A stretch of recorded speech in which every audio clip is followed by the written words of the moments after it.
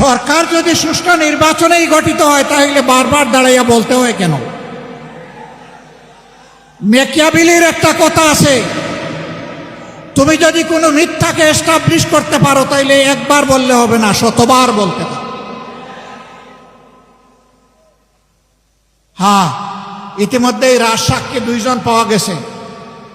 একজন সাবেক সরকারের ইন্টারিম গভর্নমেন্টের একজন উপদেষ্টা, তিনি বলেছেন আমরা ওদেরকে মেইন স্ট্রিম হতে দেইনি, ওরা পাওয়ার কথা ছিল 168, আমরা এদেরকে নামিয়ে এনেছি 68-তে।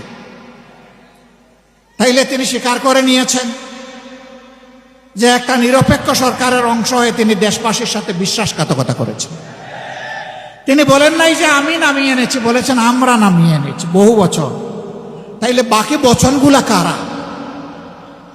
এদের চেহারাও জাতির সামনে আপনি একটু বলে দেন, একা এ দায় নিবেন কেন? আরেকজন সংসদের ভিতরে স্থানীয় সরকার পল্লী উন্নয়ন প্রতিমন্ত্রী, তিনি বলেছেন যুবকরা ছাত্ররা আন্দোলন করে ফেসিবাদের পতন ঘটিয়েছে, আমরাও ছিলাম।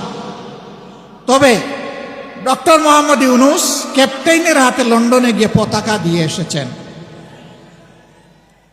ক্যাপ্টেইনের হাতে নাকি ট্রফি দিয়ে এসেছেন। ট্রফি যদি আগেই ক্যাপ্টেইনের হাতে চলে যায় তাহলে এটা ছিল নির্বাচন নামের তামসা।